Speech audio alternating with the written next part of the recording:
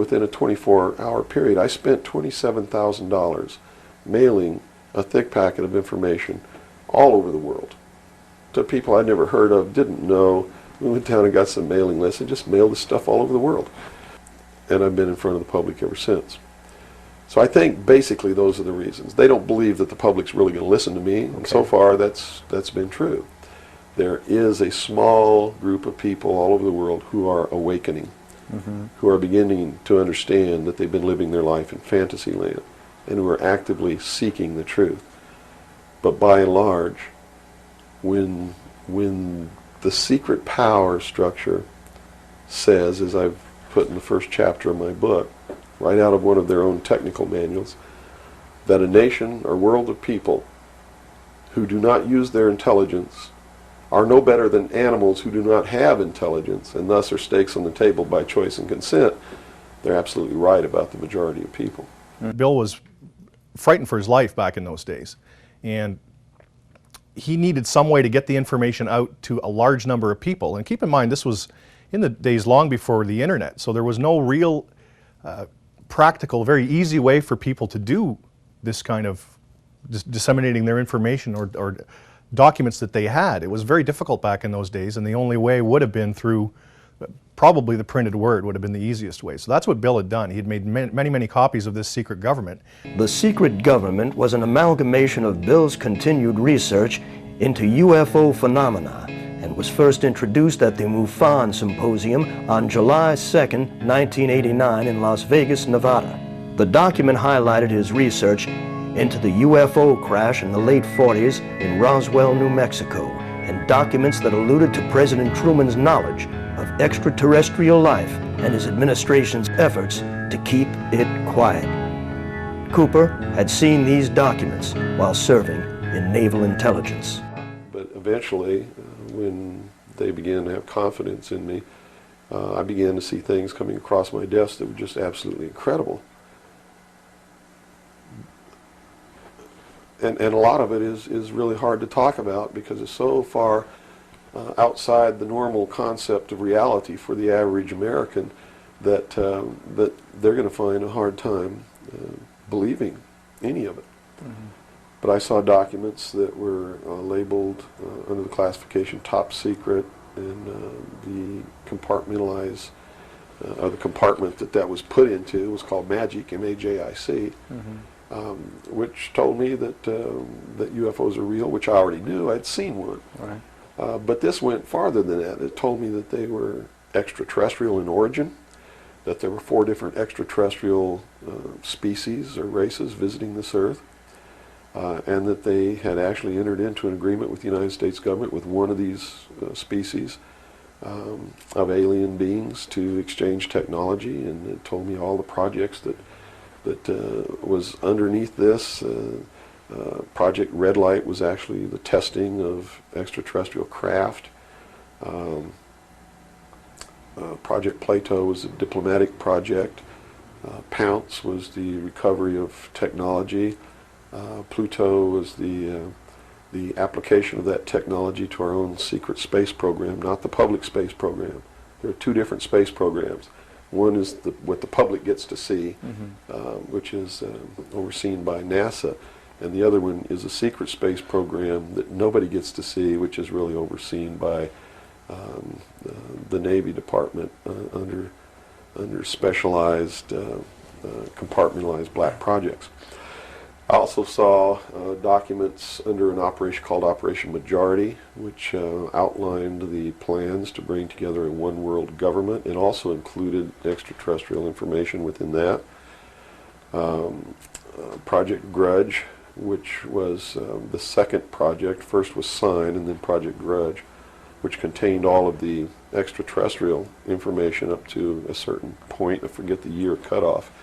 And then it was contained after that in another project called Project Aquarius, which was the accumulation of the whole history of alien interaction on planet Earth.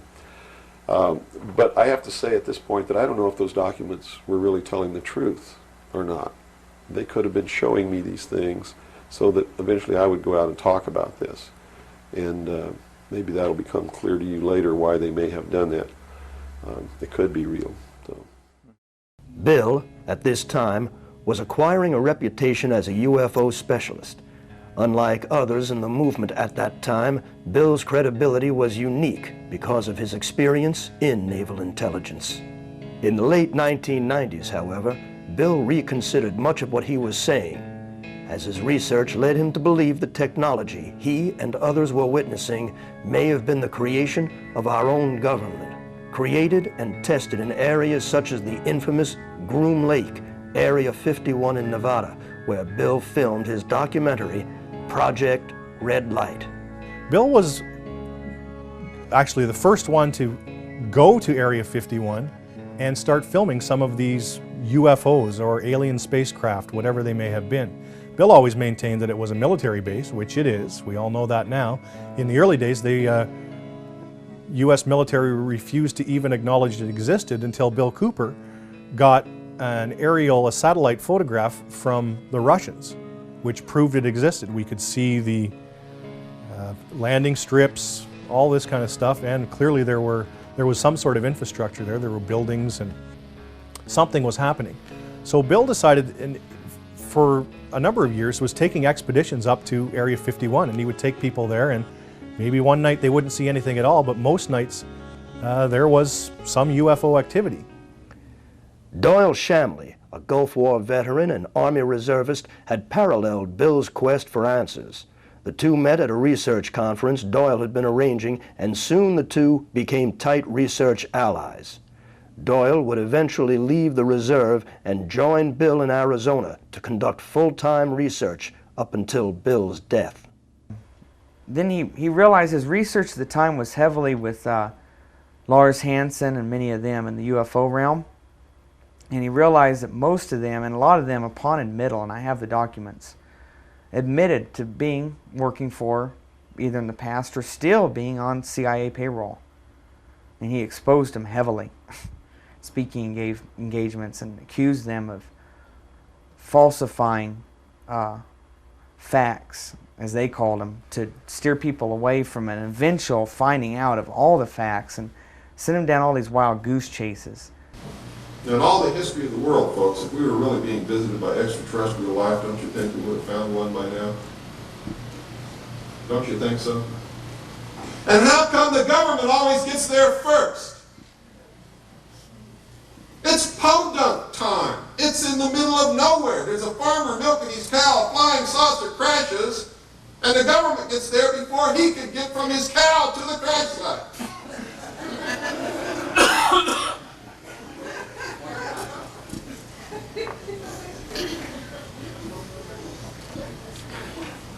It's ridiculous, and I shudder to think that in the beginning, when I first came public, I may have been misleading somebody along those lines that this whole thing is being brought about by extraterrestrials.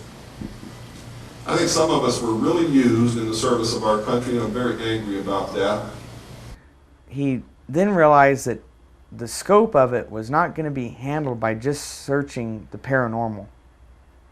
We had to get more into our worldly realm, right here, right now, the politics, the economics.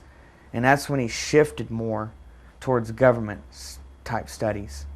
In the history of the world, there had never been a people who were truly free or who truly ruled themselves until the United States of America was created as a republic by which we ruled ourselves through elected representatives whom we sent to the State House, either in the States or to Congress, to do it.